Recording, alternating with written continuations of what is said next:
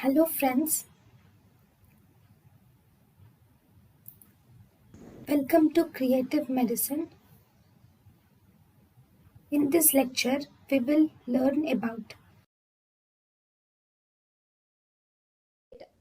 The second disorder is umbilical hernia.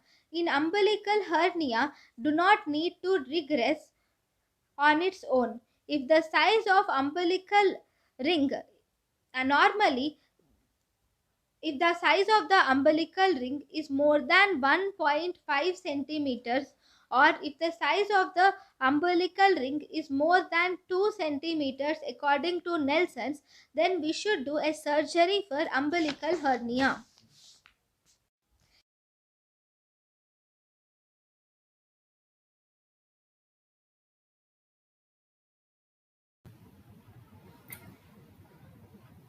thank you and thank you for watching.